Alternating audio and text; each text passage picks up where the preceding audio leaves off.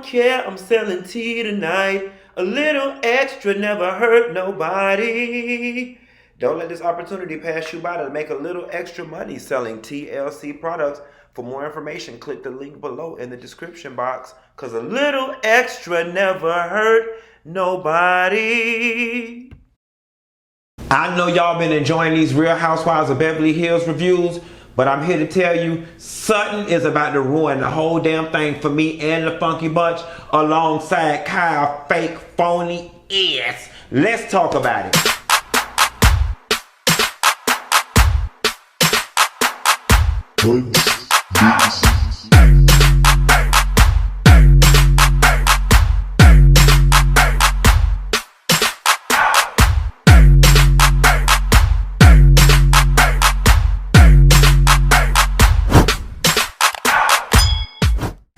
Girl, check my Instagram. I don't drink a green apple Smirnoff laced with 2 shots of Smirnoff vodka in it. So I'm stuttering, I'm shaking, and I'm stirred over here. Sutton got me all mad, sitting on this stool with these hot ass lights on me. I got an attitude, so let me hurry up, give y'all the 10, get the fuck up off the line. Did you get into tonight's episode of Real Housewives of Beverly Hills?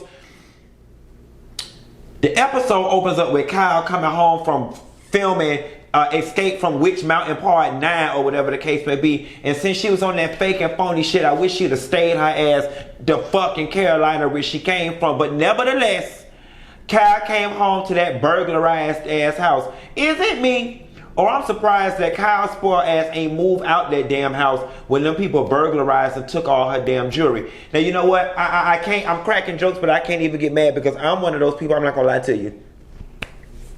If you break into my shit, I probably have to move.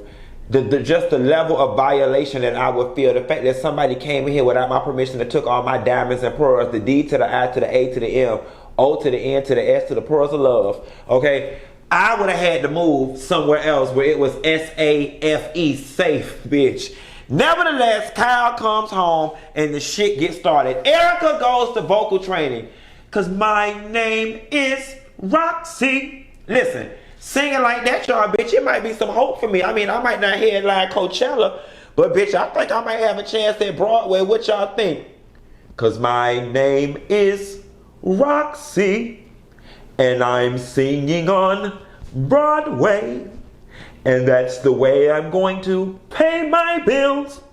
Y'all, if that's all it takes, and a little double cha-cha with a potable rain, I think I can make it on Broadway. What y'all think? Y'all drop that in the comments and let me know if y'all want to see me in the next rendition of Cats. Or better yet, girl, put me on Dream Girls. Turn down the mountains, yell, scream and shout. You can just say what you want, I'm not walking out. Pull back your rivers, push, strike, and kill. Y'all like that part? Kill. I'm not gonna leave you. I ain't finna go to jail fucking with y'all either at 12:26 singing and my neighbors called security on me, so I'm gonna leave the rest of that song alone. Y'all hoes is safe, plus that Smirnoff got me not being able to hit there. I ain't even finna try to do it. Moving right along, bitch. I'm gonna be on Broadway. If she could sing, cause my name is Roxy, then bitch, I could have dreams of Broadway. Nevertheless, Rinna, Teddi, and Sutton, they start getting dressed for Kyle party. Sutton gave out some nasty party gifts. Let me tell you one thing, baby. I love an old nasty gift bag. And that one full of, you know, you cheap bitches. Y'all want to go to Party City and fill the shit full of confetti and little graffitis and mixed bag candy with nasty ass Tootsie Pops. Won't even spend enough money to upgrade us to Blow Pops. Want to get nasty, and the blue and the purple and the brown and the orange is the nastiest Tootsie Pop. Y'all want to put Tootsie Pops and Nerds and melted ass Jolly Ranchers in y'all gift bags. Bitch, we want the clutch with the hand in it. Pow, pow. We gonna hold it like this and bang that shit like a tambourine. Shake the tambourine, let me see the pickle thought. Hey, shake the tambourine, let me see the pickle thought. Whatever the fuck you said, it's the Smirnoff when my mind ain't working. Nevertheless, them are some nasty clutches, bitch. Just that clutch with my nasty piece of credit card with, girl. Oh, the corona got me. I don't need no clutch that big, cause child, my credit card to the limit. Push it to the limit. So can you give me that little bag Dorit had last week, cause that's all the money I'm spending. Nevertheless, those were some very, very, very, very, very nice Sutton gifts. Sutton then gets Teddi together about that half-ass invite to the thing. You know, I went on a diatribe last week about Teddi and that half-ass invite. You know, I love me some Teddi to death, but she has invited this invite drama into her life with this whole half-ass invite. And we'll talk about that later. Kyle's dinner party. Now, y'all know I'm new to the Beverly Hills, the Housewives. Oh my God. Housewives of Beverly Hills. I might need to re-record this when I'm a little more sober. I'm new to the Beverly Hills Housewives in terms of actually paying attention. Now, when it comes to the fashions, is Dorit in charge of the girls? Is Dorit in charge of the girls? Dorit is in charge of the girls, honey. Is she the Marlo Hampton of the franchise? Because Mama came in giving 90s pink punk realness with her clutch bag. From Sutton, it matched everything so perfectly. And I was like, yes! I loved everything about it. Lisa Rinna, that suit was cute, but it was a little ill-fitted. And Kyle was like, you know what, so-and-so had just ordered me that suit, but now that I know it looked like a zebra, and it didn't help that Lisa Rinna had doing them lips, definitely made her look like something off the pages of National Geographic. She was giving me zoo animal realness, but it was cute in a rich white woman kind of way, or whatever the case may be. But Kyle, yeah, let Lisa Rinna have that old Elvis Presley looking ass suit. I wish it would have been snatched and more felt or whatever. It was real boxy, real Sears based, you know, real off the rack, even though it probably wasn't. Then Sutton came in there with that goddamn macrame she had on, that goddamn Joanne's fabric project. I wouldn't give a fuck if it was Dolce & Gabbana or Dolce Jesus. That shit looked atrocious, and I was talking about it's ready to wear. No, bitch, that shit wasn't ready to wear. It was ready to go in the trash, bitch. You need to burn it, bitch. Burn it, okay? It's Dolce, ready to wear. You need to stop running around. You is bringing them people stock down, okay? I just got on E-Trade with some of the money that my daddy left me from his death trying to invest it, bitch. And I had invested in Dolce. When the NASDAQ opened in the morning, the first thing I'm doing is taking my money the fuck up out of there because you driving their stock down with your Leave It to Beaver, Joan Cleaver, shaped looking, country acting ass, okay? You know, it's so funny how you can tell some people are just caught up in labels and price tags. Because to be honest with you, you looked like a 1970s housewife from Minnesota. You looked like a milkmaid. Yes, I understand that the beading and the handwork that went into that dress is probably what made it expensive. But mama, you looked matronly and you looked country as hell. And stop running around trying to brag and boast about it being so high end, because you looked very low end with that shit. It looked like a damn moo that somebody would have got at a damn rummage sale in Virginia some damn well, or Georgia, where you're from. It just wasn't doing it for me. Then Garcelle came through giving tutu realness. Just God, honey, you better deep clie and powder bouret all up in the people's house with the tutu on. But is it me or Denise's husband was dressed like a Neanderthal? Every exquisite gentleman knows when you go to a dinner party, you wear a jacket. Now, granted, Justin from E! Hollywood News or whatever, he didn't have a jacket on, but he still looked fitting. We stopped dressing with the clunky shoes on, the jeans, and the button-down shirt untucked. We stopped doing that when the Backstreet Boys came in. What was that? That's Real 99, Real 2000, like with the beach blonde, with the beach bum Malibu hair. It's like, you know, Denise, your husband is fine in everything, your husband is every iteration of fine. I can't find an ugly, non-attractive bone nowhere. But, you know, later on in the episode, he shows us that, you know, he overcompensating in the fine area for what he lacking in the mental. And Denise, you need to do a better job of picking out his clothes before these people start, well, they already talking about your husband. We just gonna leave it at that. He just don't seem to be as polished as the rest of the husbands. Girl, where you got him from? He gives me that he was a valet down at the Beverly Hilton where Kim used to get drunk and got put out, or whatever the case may be. Let me find that. Sutton at Kyle's house with this no place card thing. Here is what's throwing me about Sutton with these backhanded compliments, right? Southern women are supposed to be, you know, debutantes and graceful and full of manners, so on and so forth. But I thought part of being mannerable was not being condescending in public and not low-key shading people and embarrassing them in public, or not boasting about what it is you are and letting who and what you are speaks for itself. So she gets down to Kyle's thing with this whole place card thing again. Listen, mama. Listen. We do things a little differently down here in Beverly Hills. We are at a friend's house. We are not at the fucking United Negro College Fund dinner. We are not at the fucking, you know, raising money for the United Way Christmas gala down at the World Trade Center before it bombed down. We are not at a Pavarotti fundraiser down at Radio City Music Hall. We are not at the Met Ball Gala Tea. We is at this woman house amongst friends and family, bitch. Sit your ass down wherever the fuck the spirit tell you to, or play. And if that don't work for you, bitch, play musical chairs. And if that don't work for you, bitch, where do you sit? Where the last available damn seat is.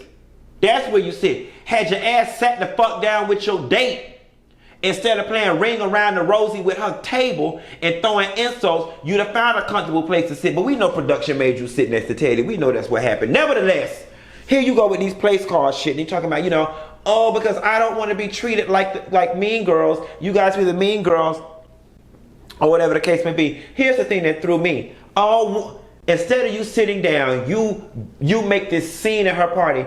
I knew what was going to happen for not having a place card. And then the girl said, girl, just sit down. Well, I didn't want to just sit down. I'm a polite person. What the fuck is that supposed to mean? You know, when you have to say amongst a group of people, and point out that you're polite, the implication is that everyone isn't. I don't like that. And there is nothing classy about trying to assert your level of class and sophistication over people. If anything, it is your job to subtly bring them to where you are by demonstrating it through your behavior silently, not being boastful, honey. Class is not boastful nor proud, and it damn sure don't scream aloud. I could teach you a few things, bitch, and I ain't never sat at no dinner table in Beverly Hills, just shit, but you best better believe I'm on my way, bitch, and when I be there, I'm gonna be dressed, honey, and not in no fucking Dolce & Gabbana macrame made for H&M. That part. Kyle asked Mauricio, Kyle had congratulated her husband for holding down the fort, and they said, did that mean Mauricio gonna get something tonight? Kyle was like, bitch, always, she better fuck that finance man before Brandy Glanville, dusty puss ass too, and I don't trust Faye Resnick. I wouldn't have Faye Resnick nowhere near my goddamn husband. I wouldn't have Faye Resnick near my mailman, quiet as it's kept. She might fuck the mailman and have him telling her all my business and what kind of bills and IRS letters I'm getting in the mail. I don't trust that. Honey, sometimes gifts got to make them feel good about the night before. You know what I mean?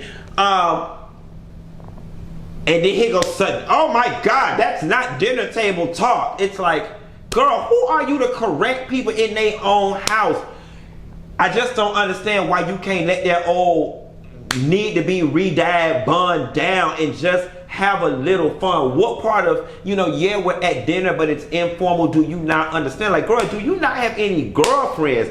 How did you even get on this show? I know you had to listen. This show is so many seasons in. I know at some point when you found out that they had some interest in you and you were interested in them, that you sat down and you binge watched the episode. So you know what this show gives.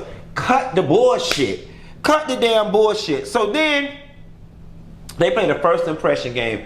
Lord have mercy, Jesus. Now, anybody with two halves of brain know that you don't ever play no game amongst a group of people who have been cocktailing that requires you to tell honest teas about somebody at a table, because it's always going to be that one asshole that's going to just take shit left. I love the fact that the ladies did what classy women do. You go around and give a pleasantry about the bitch, even if you don't like her. You know what, Karina, my first impression of you, that you were a very good mom. Your kids were very well put together. You know my impression of you was, Stephanie, I love the way that you just keep your home. You keep it very nice. Girl, you find something superficial and plastic and trivial to say, and you keep it goddamn moving. I find it very low class for the woman that's supposed to be so classy for you to take over Kyle's dinner party the way you did and completely shifted the mood. It was crass. It was attention seeking, and what happened to when in Rome, do as Romans do. It would not have killed you to have said, Teddi, when I first met you, I thought you were a very pleasant woman with a radiant smile.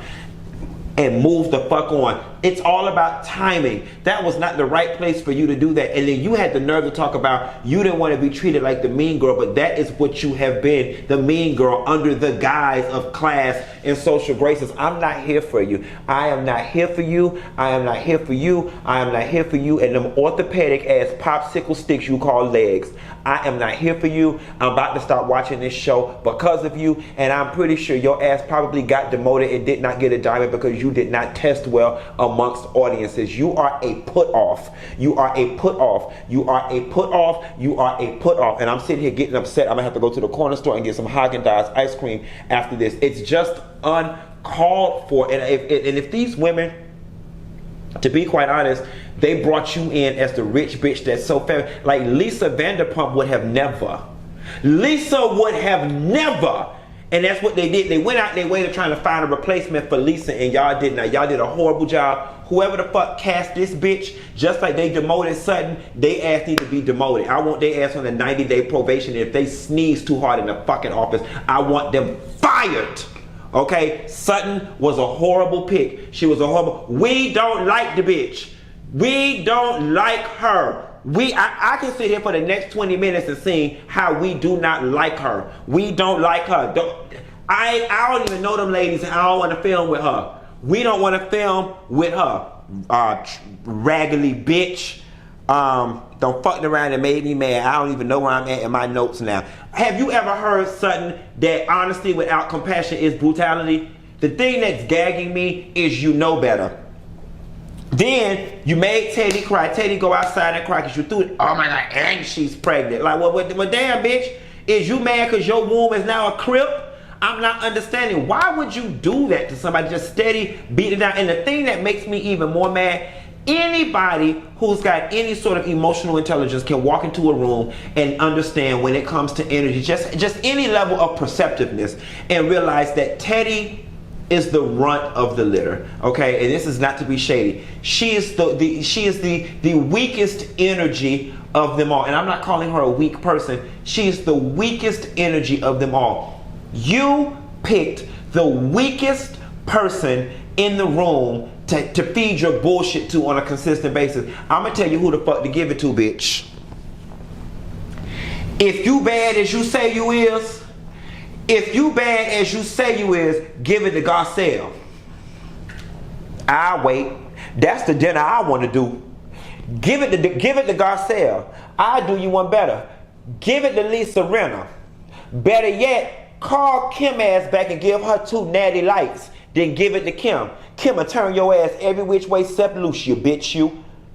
But you chose Teddi. Then she pregnant on top of that. I just have no respect for it, you, or your legs. Rumpelstiltskin.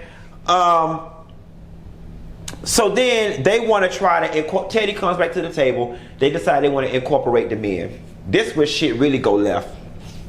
Denise, your husband might be fine, but he proving that he is dumb. Everybody knows when it comes to public speaking, you have to know your audience. Now, when I went down to Florida State University and got my degree in economics, they taught me everything about math and count, but they didn't teach me nothing about atoms, protons, and neutrons. I didn't even go near that building. Quiet as it's kept, we had a campus of 38,000 students, and I don't even know if we had a building that taught that shit. I'm pretty sure we did. I said all that to say this. That shit is very complex. It looked like it was more complex than Aaron could even understand. Aaron, you simply, my brother, do not have the range to be trying to talk about splitting atoms, protons, and anything on the periodic chart of elements to these women down to this dinner table. Everybody was confused, including you. You were so confused that you just told them that, you know, do it make sense? No, bitch. You know, not. Do me a favor, Aaron. Just take your shirt off. Even though that would be inappropriate, that's the atom I want to split. I want to split them atoms in them buttons, and I want to blow up them buttons in that shirt with the speed of sound or whatever the fuck you had to say, the speed of light or the speed of me trying to get the fuck up out this awkward ass dinner. Nevertheless, shut up, okay? Then Denise was like, girl, stop. Like, girl, you finna get us shot the fuck up. We already got people following us. What the fuck y'all got going on over there, girl? It was Aaron a bodyguard for the cartel and they looking for y'all? Talking about Big Pharma trying to kill y'all. No, God, honey, let me tell you something. You know, I do believe in alternative medicine. I do believe that there's more than one way to skin a cat, and I do believe that Big Pharma does profit off of slowly healing people versus throwing the cure out there immediately. And I'm not one of them conspiracy theory people. Do I think Denise and Aaron got something so revolutionary around their house that Big Pharma is damn scared? Yeah. I don't know, but all I can do as a friend of the show is take these people word for it. If they say the Big Pharma people following them, they're following them. But the question that I have is, let's just say they're following you. Okay, following you for why? It's not hard to figure out where you live if you Big Pharma. They know where you live. So following you for why? Like, is you trading secrets with the Ukraine or with Russia? Is you got like top level clearance down to the Pentagon and you just disguising yourself as a dumb ex-Calvin Klein model from the early 90s? I'm confused. It sounded to me like that's the lawsuit people, the child support people probably following y'all ass, or the service process of Charlie Sheen probably trying to serve Denise ass more so than this GlaxoSmithKline Beecham or Gilead or Johnson & Johnson or Kimberly Klein or Palmer's Institute or Balsam Palmer. I'm just fucking up all these medical people names, or the Cleveland Clinic. Or what's the people that make the Tide? They a big brand. Whatever the fuck. Y'all know the washing powder people. What's their brand name? Whatever. I'm more willing to believe it's the process server or the bounty hunter looking for your ass than this Big Pharma. But nevertheless, they following y'all, honey. So then after dinner, y'all go to have a drink down at Kyle's house, and Sutton has the nerve to say after Teddi leaves, I don't think she likes me. Bitch, do you think anybody would like you after you've done them like that? After you've came at that girl night after night after night? Sutton, you don't make it easy for you to be like. Kyle then goes on and meets Sutton at her house, and Sutton has the nerve to play victim. She's talking about, I'm not understanding, I feel beat up on or attacked or ganged up on. Nobody ganged up on you, Sutton. You coming in there like let's take a moment to walk away from this show, and let's take a moment to be real here. I did a post on Instagram a couple months ago, maybe a little close to a year ago, that said, is your child teased in school because they're being bullied, or is your child teased in school because they're lame as fuck, right? And just from a social perspective and a psychological perspective, we as human beings, we are herd animals, okay? When you have everybody moving in this direction and you got the one person moving in this direction, you stand out. You make the herd uncomfortable, thus it's very easy for people to turn on you because you make us uncomfortable. You are outnumbered. We're going to eat you. Going in the opposite direction of the herd is only beneficial when it benefits you. But when you're going in the opposite direction of the herd to your detriment, it's called stupidity. Using that herd analogy at the dinner and in this group of girls, if everybody is going this direction, it's called what they say, go along to get along. Everybody was at the table saying nice things, despite the fact that you knew the history of these women from watching the show. You just had to go against the grain. Everybody else is being pleasant, you just got to go against. Nobody else is concerned about place cards, you got to go against the grain, and you are doing it to your detriment. You stick out like a thumb, and it is, what is it?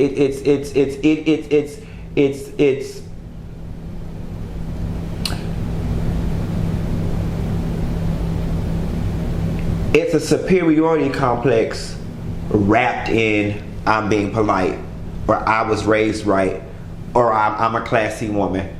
That's what it is. And you know, you've already been demoted, so you've already, in my opinion, reaped the negative consequences of it. And I don't even know if that's the reason why you've been demoted. The universe knows though, and the universe may have dressed it up in whatever reason, but the people don't want you. We not here for you. And then Erika is out there having dinner with Teddi, and Teddi was like, I really don't want her to come. And to be honest with you, I don't blame her, and I wouldn't fuck with Sutton ass no more. And I got a feeling that by the time this is all said and over, Erika gonna end up cussing Sutton ass the fuck out. Y'all, that's all I got. Ain't got no more. I'm finna get in here and upload this video, and then go to the corner store and get me some Haagen-Dazs ice cream and watch me some Hulu for a couple of hours. And I'll call y'all tomorrow. Bye. Oh, be sure to like and subscribe before I treat y'all ass like Sutton.